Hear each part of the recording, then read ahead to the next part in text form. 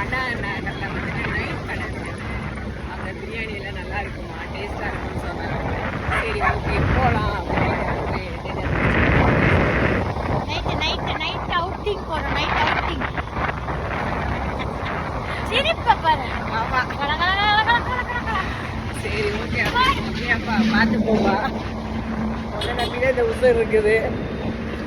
So அதனால் நாங்கள் சாப்பிட்றதுக்காக போயிட்டு பாருங்க நைட்ல எப்படி ரோடு எப்படி இருக்கு பாருங்க.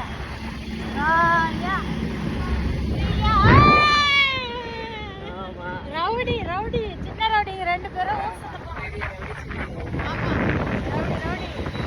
யாரா இருந்தாலும் வாடா வாடா